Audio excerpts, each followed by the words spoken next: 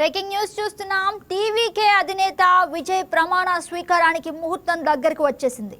ఇందుకోసం విజయ్ గవర్నర్ రాజేంద్ర విశ్వనాథ్ ఆర్లేకర్ను కలిశారు. ఇక ప్రభుత్వ ఏర్పాటుకు అనుమతి కోరారు.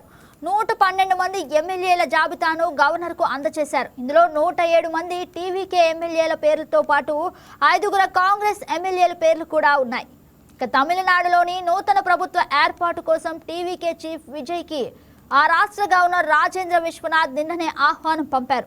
దీంతో ఆయన కొద్దిసేపటి కిందట గవర్నర్ కలిశారు. ఇక అసెంబ్లీ ఎన్నికల్లో సింగిల్ లార్జెస్ట్ పార్టీగా విజయం సాధించినప్పటికీ ప్రభుత్వం ఏర్పాటుకు అవసరమైన మ్యాజిక్ ఫిగర్ అంటే 118 సీట్లు విజయ్ పార్టీకి దక్కలేదు.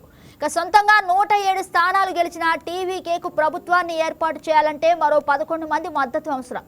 ఈ నేపథ్యంలో ఇతర పార్టీల మద్దతు కోసం టీవీకే ప్రయత్నాలు చేస్తోంది. ఒకవైపు ఇతర పార్టీల మద్దతు కూడగట్టుకొని ప్రయత్నం చేస్తూనే విజయ్ గవర్నర్ను కలిశారు.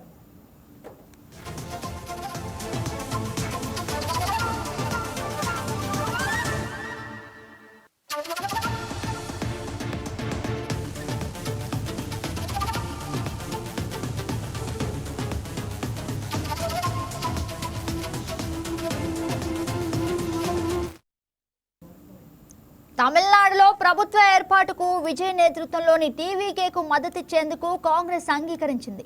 విజయ్ నేతృత్వంలోని టీవీకేకు మద్దతు తెలుపుతూ ఏఐసీసీ తమిళనాడు ఇన్ఛార్జ్ గిరీష్ చోడంకర్ అధికారిక ప్రకటన విడుదల చేశారు. మతతత్వ శక్తులను కూటమిగా దూరం ఉంచాలనే ప్రధాన లక్ష్యంతోనే ఈ మద్దతు ఇస్తున్నట్లు గిరీష్ చోడంకర్ వెల్లడించారు. తమిళనాడులో లౌకిక అభ్యుదయ సంక్షేమ ప్రభుత్వాన్ని అందించడమే తమిళనాడు ప్రజల తీర్పు ఉద్దేశమని గిరీష్ వ్యాఖ్యానించారు.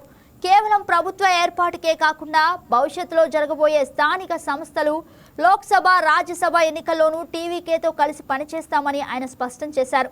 దీంతో తమిళనాడులో కొత్త రాజకీయ సమీకరణలకు కాంగ్రెస్ టీవీకే పొత్తు తెలిపినట్లు తెలుస్తోంది. అయితే ఈ నేపథ్యంలో రేపటి ప్రమాణ స్వీకార కార్యక్రమానికి కాంగ్రెస్ అగ్రనేత రాహుల్ గాంధీ కూడా హాజరయ్యే అవకాశం కనిపిస్తోంది.